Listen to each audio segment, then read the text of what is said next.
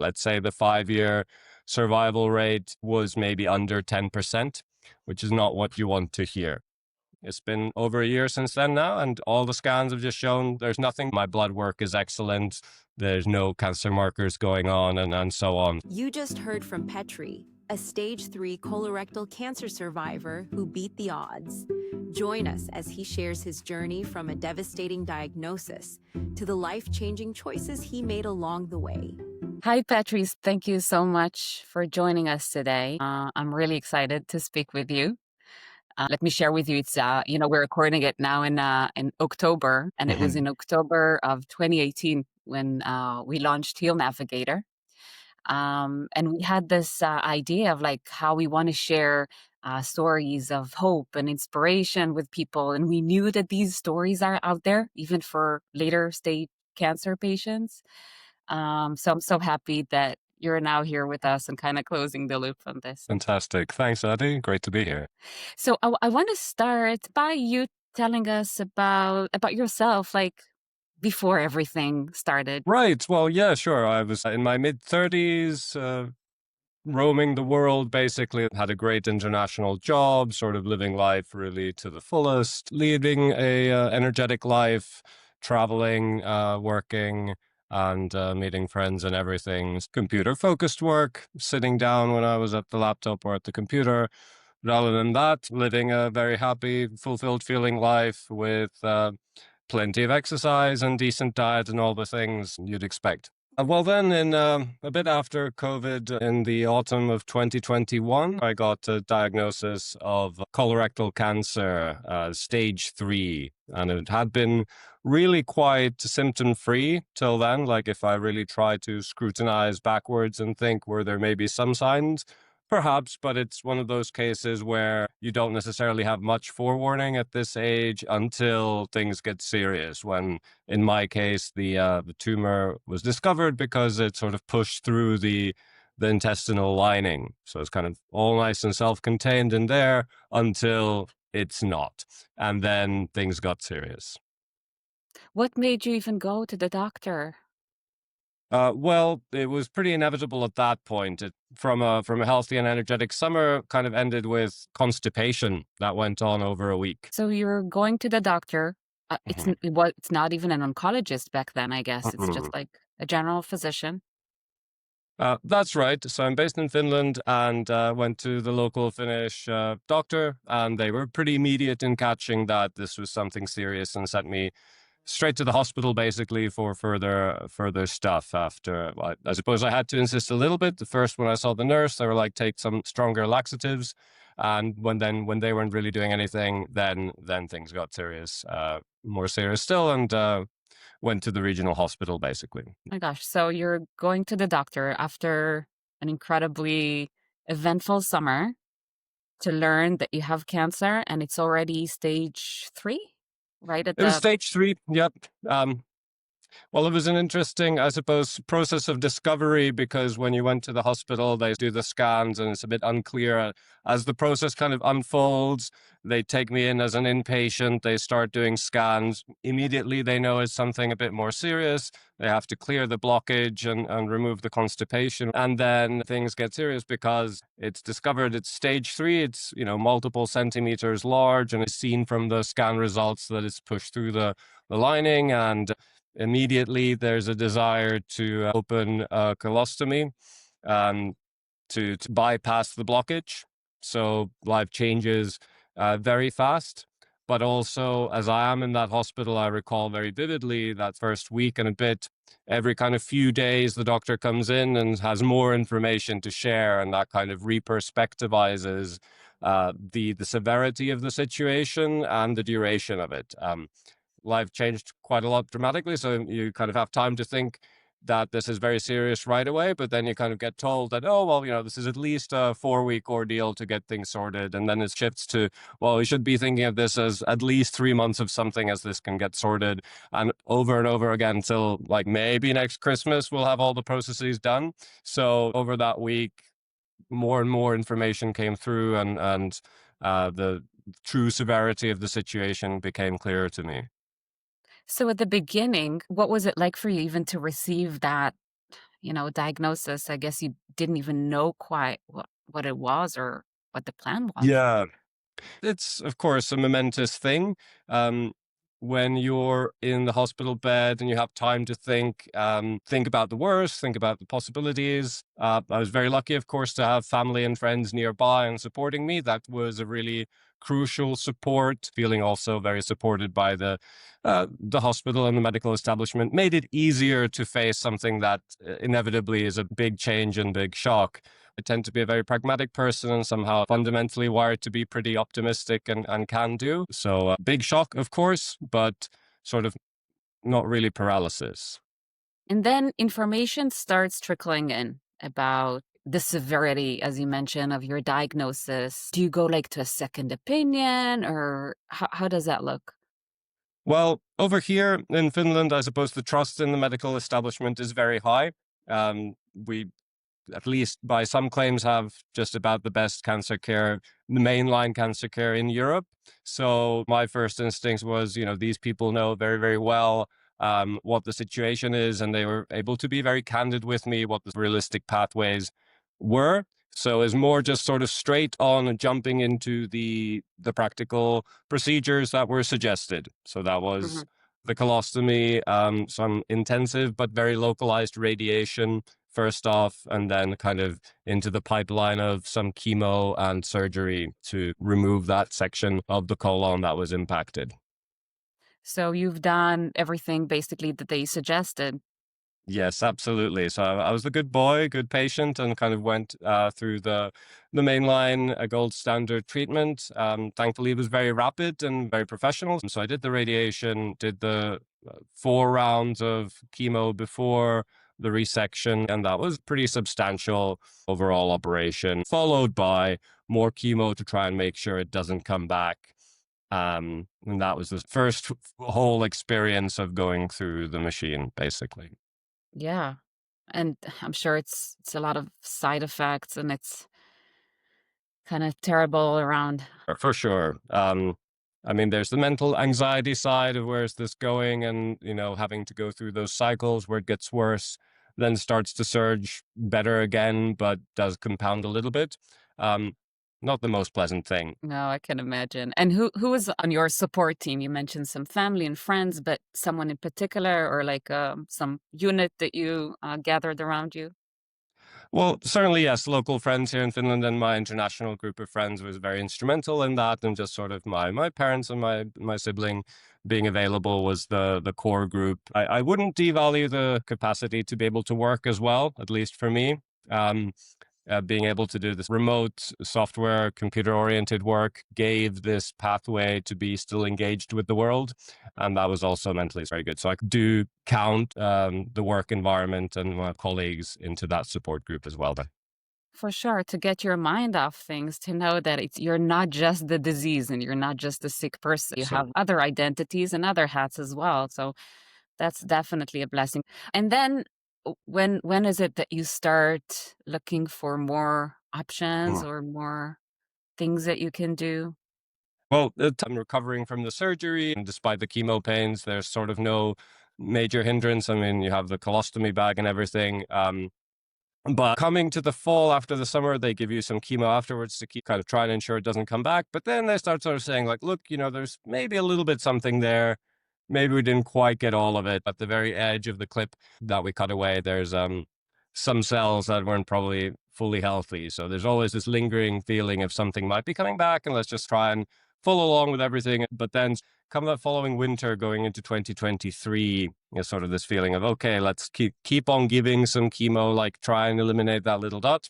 And then given that I've gone through the big hoops and, been really, really kind of doing things by the book, I really want to try and expand my horizons and bring everything else I can to bear on this. I wanted to take that next step and start thinking about, is there more I can do with diet that the hospital and the medical staff isn't really talking about? There's a whole lot of supplementation that people talk about. What would it mean for me? And for my particular case, is there something else I can do? I then discovered things like repurposed medication that was originally developed to be effective for something else, but then later on discovered to be effective against cancer as well. So I started diving deep into this, changing my habits and researching a lot, and also led me to then try and find expert support. So kind of brought me to Heal Navigator in March 2023, I think. So just individualized search, or did anyone tell you, oh, maybe this is something you need to explore? Because it's not trivial. You're well in the conventional setting, and then all of a sudden go and do some further research. So I'm kind of interested how that went. Yeah, absolutely. So I would want to say that the medical establishment here has been very professional and supportive, but also comes at things from a conservative point of view. So these are the things we know work and aren't very incentivized to give you advice out of the box. If I come there with some scientific evidence, they're open-minded about that.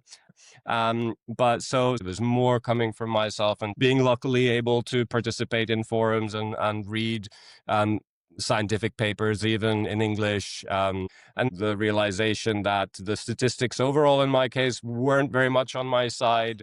If the heaviest hitting stuff hadn't done its job, the odds were starting to slip anyway. So it was sort of independent reading around in that, I suppose, individual stories online, looking up at forums, maybe even Facebook groups of colorectal cancer patients, what they were doing that was outside of the norm and how they were faring with that. So that kind of was a nudge for me for sure to start compiling some information. Yeah, I kind of remember that point from our journey when we were looking for treatments for my mom, and all of a sudden, after conventional says this is what we can offer, this is what we cannot. Like a cure is not something that we can offer, and we had to search, and all of a sudden, to see this other world, it's a different world. It's a parallel system. It For was sure. so mind blowing for me, and it like you tell something that sounds so similar. Yeah. Yeah, no, it's it truly a parallel world is a good way to describe it. Lots and lots of individual people's fates and really remarkable sounding recoveries, which are very hope giving if you're a little bit optimistic about things. So I saw lots and lots of different kind of approaches, and some were felt more like supplementary, like yes, let's do the official things, the things recommended, and then see if we can boost this. And then some people kind of tending to go quite far off that and sort of say, no, no, no, it's too damaging to try and do more chemo or anything like that. And let's just see if there's anything else to try totally as an alternative to that. Yeah. You started searching into other things because of the statistics. Can you touch on that maybe? What was Yeah, that was coming from the independent reading originally when I was going through chemo and trying to sort of assess, because they're not really very keen on giving you the odds over here. Certainly my oncologist isn't. And I suppose one element, particularly with colorectal cancer, is that younger and younger people are getting it. I was 36 when I was diagnosed, and that's earlier than the average. And if you look at the statistics, it was all based on cohorts that were systematically older. So it's sort of hard to say, well, if you're 80-year-old, 60-year-old, are the odds going to be the same if you're in your 30s? So, but when I did do reading around that, and I was looking at my specific mutation and all the sort of things that go into it, the KRAS positive and particular genetic markers around it, it was pretty bleak. It was pretty bleak. Let's say the 5-year survival rate at that stage 3, stage 4 cusp was maybe under 10%, which is not what you want to hear. Um, so with that at the back of my mind, I was sort of bold going, let's do the surgery. If we can cut this out, then the odds kind of flip. But if something escapes and it's in your system, then yeah, then the sort of rhetoric over here is very much like, oh, I don't think we can ever make it go away. It's maybe a managed decline is the best we can hope for. But I don't think that's the full reality of what the world can offer these days. for sure. And it's amazing because honestly, most of the people that come to us to Heal Navigator are those that had to do this digging by themselves, saw the odds, and all of a sudden you have the courage maybe to turn elsewhere, to search for other things and for other options. So that sounds very similar to what we see a lot. Yeah. I think courage is part, and then part is there's unfortunately many people are incentivized to latch on to people's desperation, I suppose. So for me, that meant that I really want to find experts, really kind of valuable and trusted guidance, so that I don't fall into some false hope. And in Heal Navigator certainly came across as this is extremely, well qualified and expert and caring. So that was a big reason to for me to get excited about it. So how did you come across Heal Navigator? Just like random search or? It was online. I think at that time I was kind of reaching out in a number of directions, talking to maybe a few European clinics directly, and then looking over to America as well. And over here in Finland, there's just not that much being offered in terms of like holistic oncological care. So sort of eyes turn outwards pretty easily. And of course, given that I sort of exist in the Anglosphere mentally mostly anyway, it's easy to think that the latest science and the broadest audiences leading to the best resources are likely to be in America, or at least the wider world.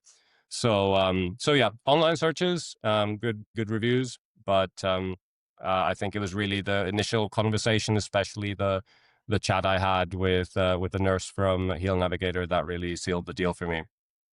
What was it like for you to speak all of a sudden with someone that brings in a different perspective, I'd say, into your treatments? Oh, it was wonderful in many ways. I kind of came to the call with this sort of established protocol of like my studies and notes regarding possible supplementation that should fit precisely my use case. So we had a lot of kind of concrete material to get into and work through.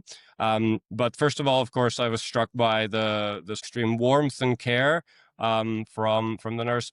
But what really clicked for me in addition to that was this willingness to grapple with what I was offering, specifically where I was coming from, the kind of pathways that I'd been exploring, and then comment on that sort of very frankly, but in a way that gave the sense that there's a lot of understanding and grappling of the same things as well. So more concretely, I emerged from that also with a protocol that was where we went through bit by bit of like, this supplement maybe don't use that. There's not such good evidence for that, or it might interact badly with the other one. But wait a second, this one, I've got 2 studies I've recently read, and they really kind of show and talk to how this could work in your case. And have you heard about this third additional thing I would recommend specifically for you? So to have that kind of in-depth and really expert feedback and interaction was phenomenal. It was really great. And that expanded, very encouraging, and expand also to dietary things and kind of holistic things, like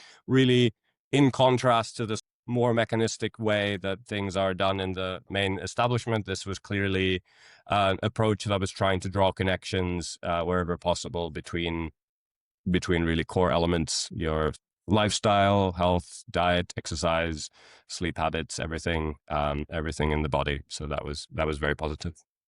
So back then, you still do the ongoing conventional treatments, but then also adding some Heal Navigator honors protocol into your regimen?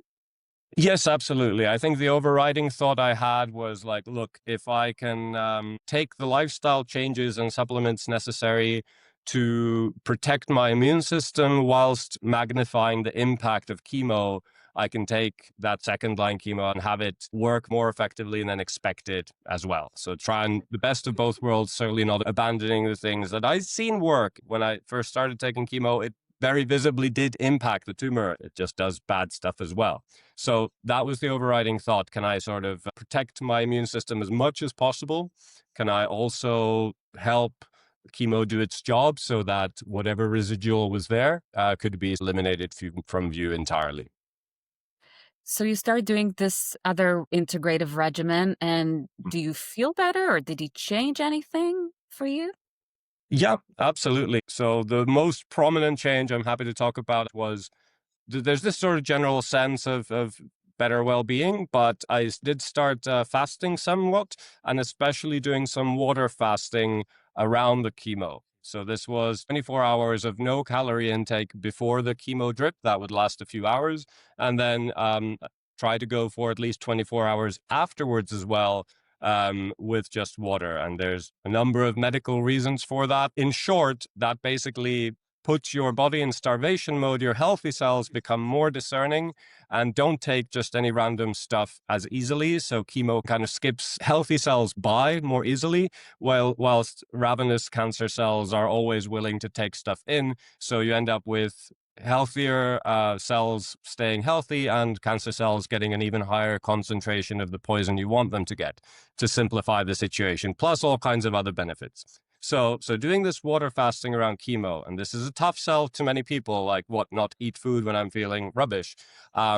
felt like made a massive difference subjectively. I was feeling so much better. Side effects went down a lot when the doctor prescribed, said, oh, you're going to get irinotecan now, get ready, or hair is going to fall off. And it didn't. So that's very, the evident thing that people pay attention to. And I walk into the clinic and other patients are clearly, evidently having a much worse time. And the oncologist then says, like, nobody would know looking at you that you're going through something so difficult. So that's, if I had to pick one thing that was helping me in that process, surprisingly enough, it was this very drastic fasting around that.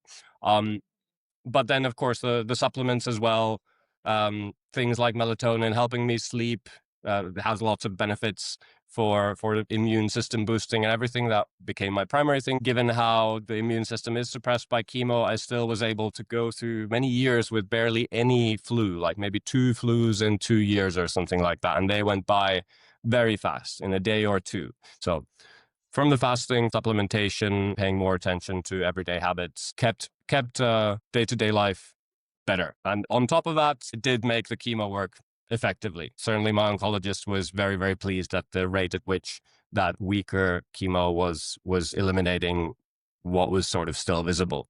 So that was sort of a time of optimism and gave me for more hope that it's doing something. Did he ask you what it is that you're doing, or other patients asked you? Going there with your full hair at the clinic? Absolutely. The nurses especially were very curious as to how am I doing it. And then maybe some patients, but everybody was in their own world if they were patients. But people I talked to were certainly impressed with that.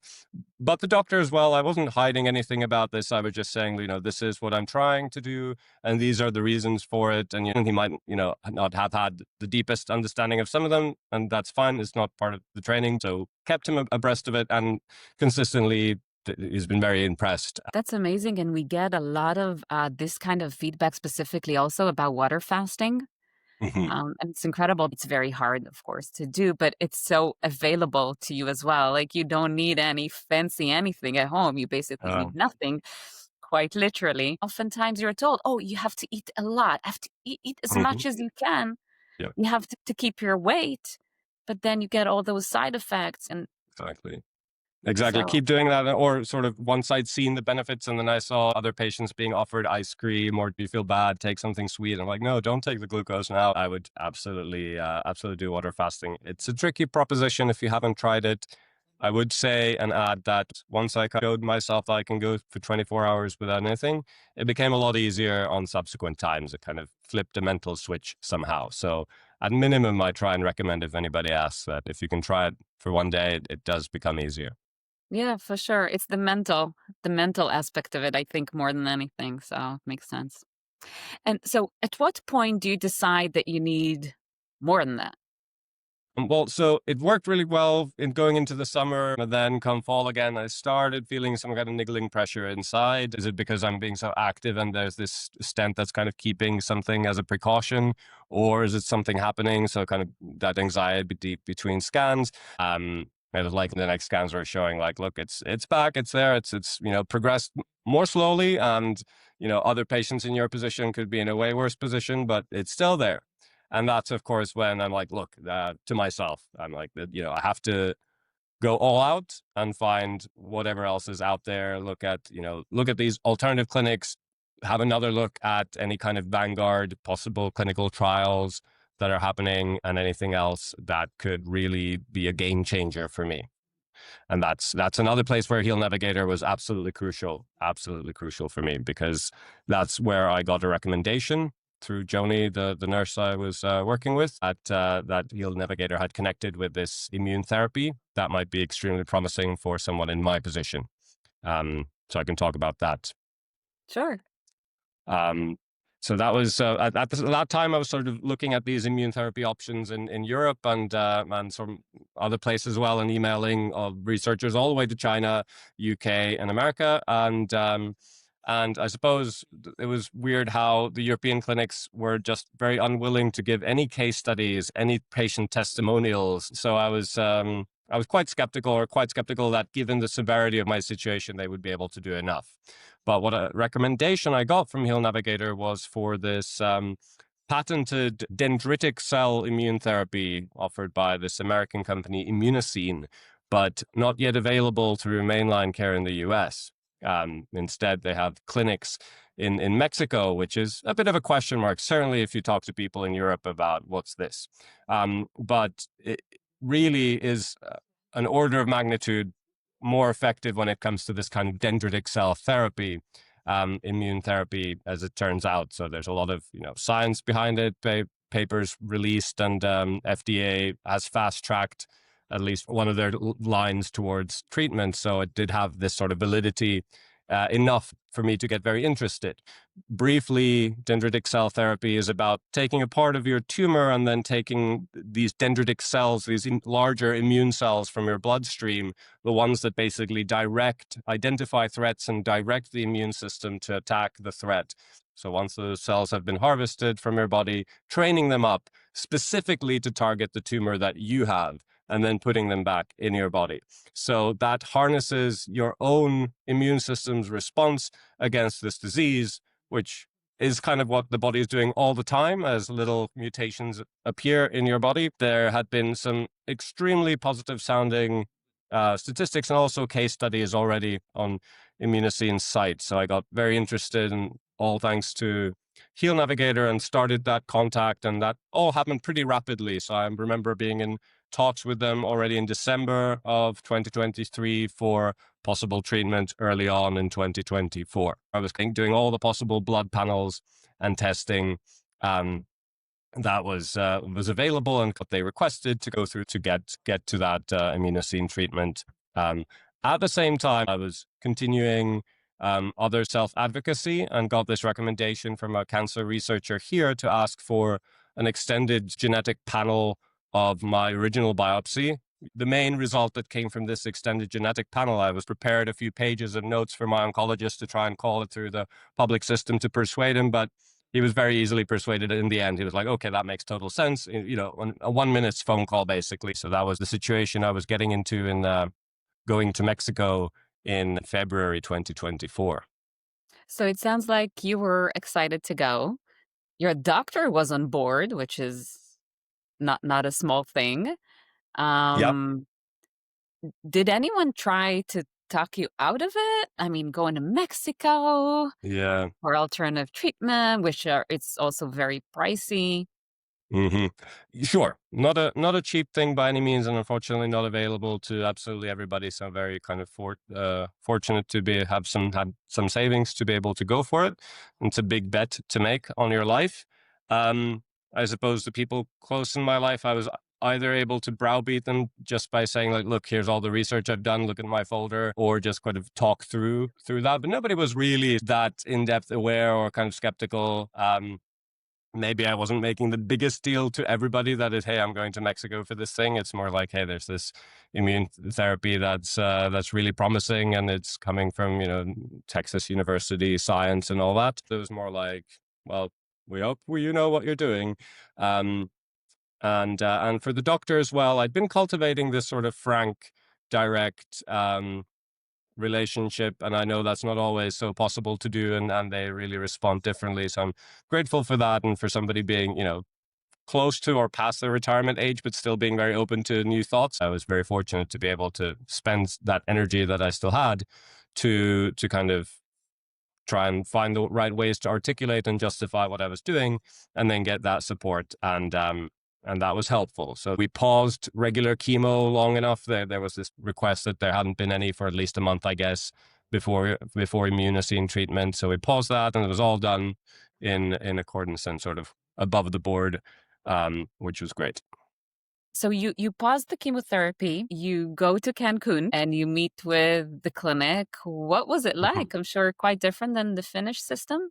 Oh, absolutely. I mean, but all for the better in the sense of like such warm and fully present care. Like it was very evident that you're there to be cared for. And Cancun, of course, is a very, very lovely place to be getting treatment anytime. But, you know, departing the Finnish dark winter for Cancun is not the most difficult prospect anyway. So it was amazing. It was great. Really attentive and caring and well communicated. So that was fantastic. Everything was very well structured, very clearly laid out even before I traveled of what's going to happen, even times of day, I think. So it was very easy to plan and work with. It was such a coincidence. We travel the Heal Navigator team to clinics Hmm. like twice or so a year to different clinics to verify them, to speak with patients and the doctors, and to see the facilities. And that was back then in February 2024 when you were there that Hmm. we went to Cancun. Yeah. Which was such a coincidence. Joni was so excited to meet with you in person. It's so great to meet her after all that conversation and back and forth. Very fortunate for my side. So yes, it was a lovely initial experience. And of course, also very very light when you're coming from a realm of chemo and things, you know, feeling bad. I have to emphasize how very kind of light and easy it is to have a little bit of blood harvested, a little sample taken. Then you wait as they concoct the vaccine or the thing to inject back into you, which is just your own cells.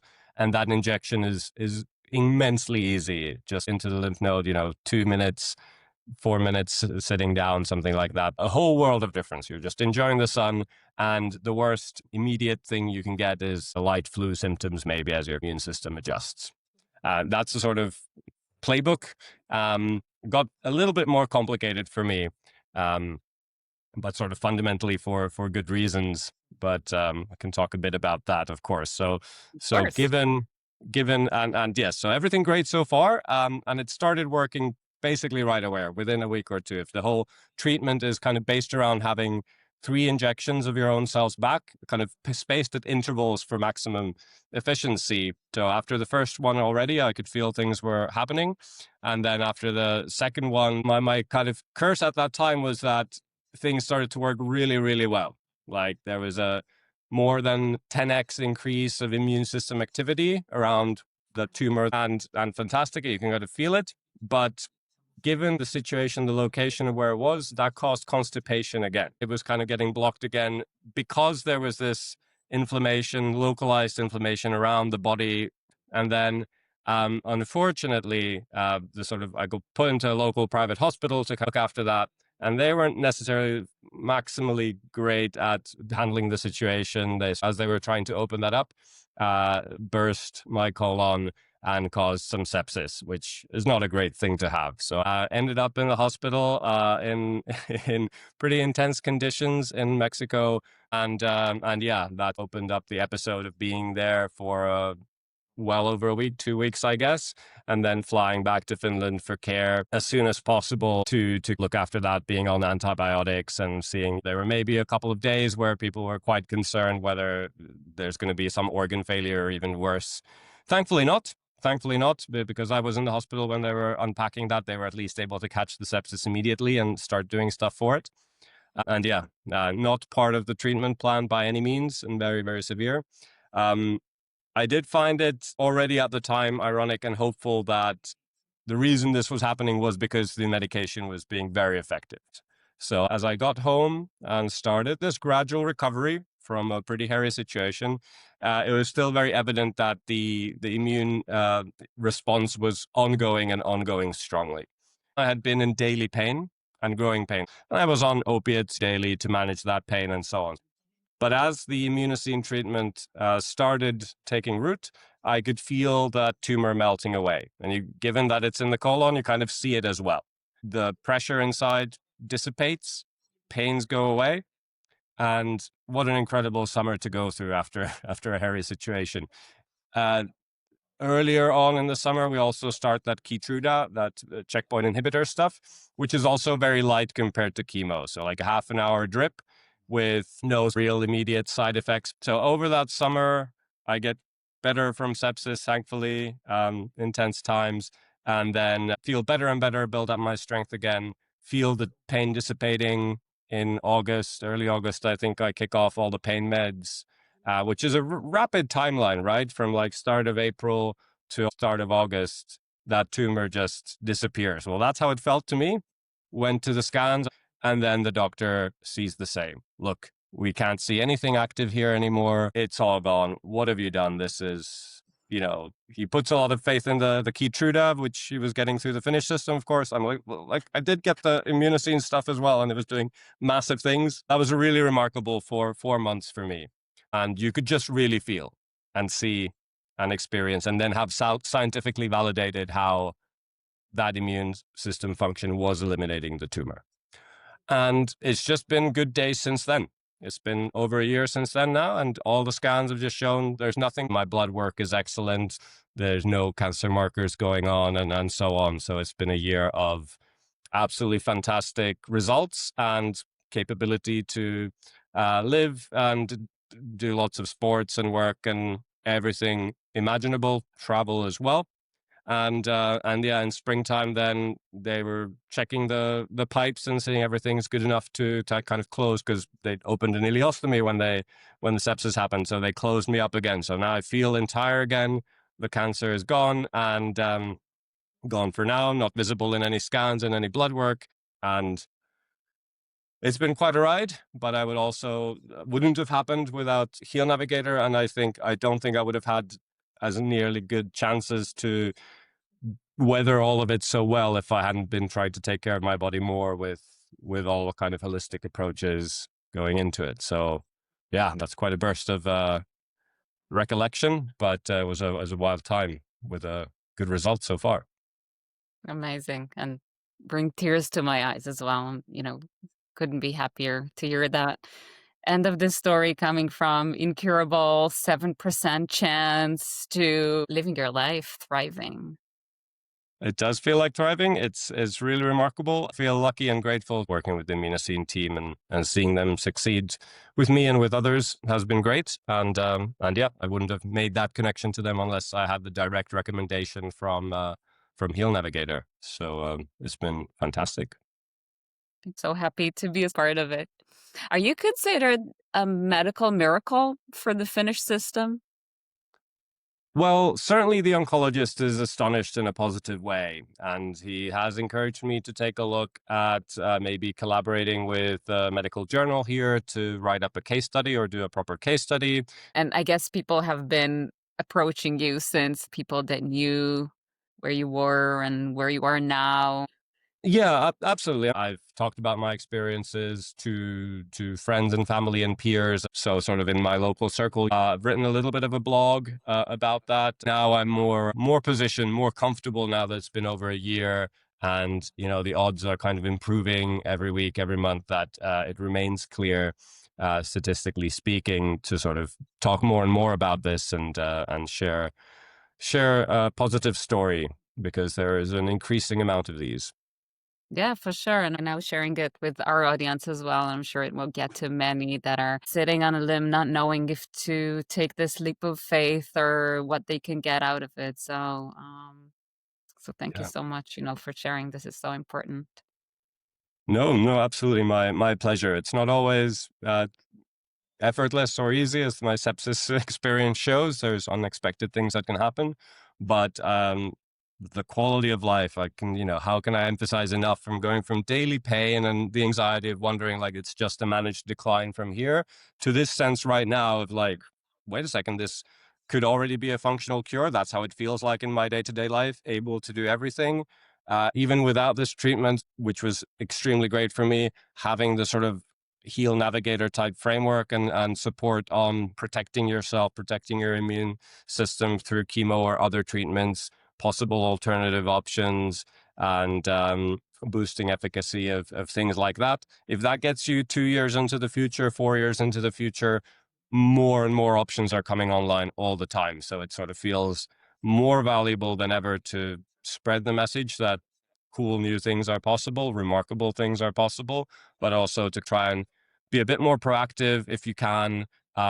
Even if you're in this horrible position of going through cancer, to look at what else is out there. And, next month, next year, there could be just the right trial or just the right treatment that's going to click for you. So it's a very exciting time overall. It's funny, I was just going to ask you, like, what's some advice that you can give to someone with advanced cancer, knowing that not much can be done for him? And you've really kind of answered that. A little bit.